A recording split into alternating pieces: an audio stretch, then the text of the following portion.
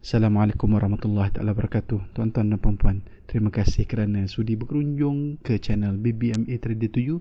So hari ini tuan-tuan kita akan berbincang sedikit mengenai entry ketika berlakunya candlestick arah kukuh. So apa kita tunggu lagi? Bismillahirrahmanirrahim. Let's go.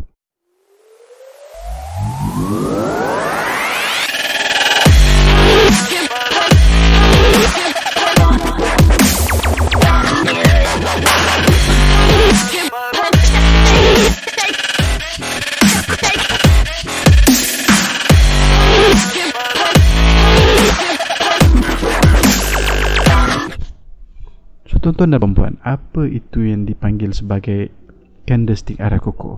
Terdapat dua keadaan di mana berlakunya fenomena candlestick arah kukuh ini, iaitu satu, yang pertamanya ianya berlaku ketika price telah berjaya menembusi MA high dan juga mid PB. Keadaan ini dipanggil sebagai candlestick arah kukuh buy, dan juga keadaan di mana price telah berjaya menembusi MA low dan juga mid BB. So keadaan ini dipanggil sebagai candlestick arah kukuh sell.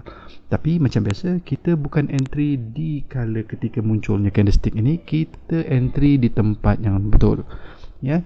So macam mana kita nak entry? Mari kita berkongsi sedikit di chart ini.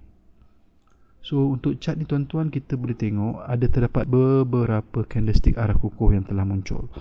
Kita ada candlestick arah muncul di sini, ni untuk candlestick arah kukuh buy. Kita ada candlestick arah kukuh sell.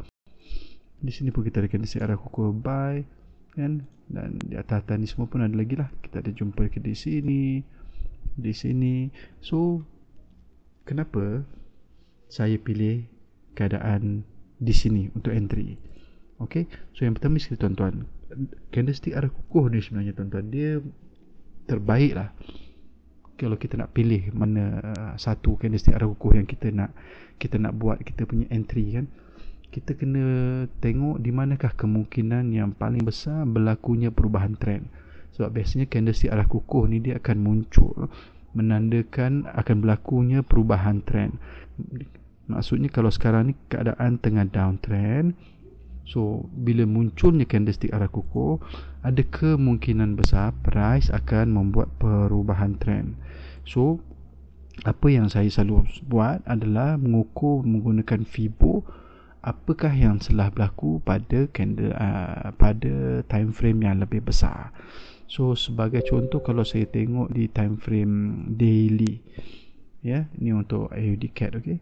So kalau untuk daily, kalau kita buat ukuran Fibo, saya ambil di sini, kita tarik ke atas, so kita boleh tengok bahawa price sekarang telah sampai di area melebihi TP2, ya, dan juga sudah sampai ke area TP3.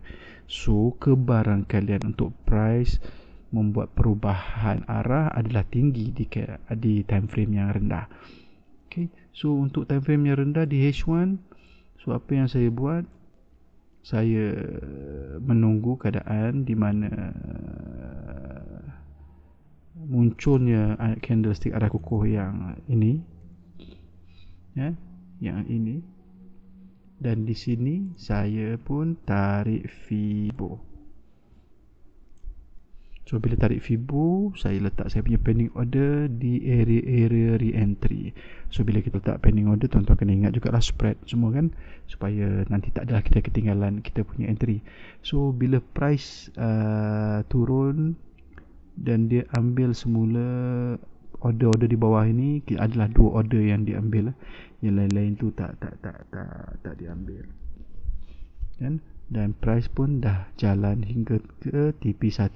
Saya target mungkin price boleh pergi sampai ke TP2. Okey.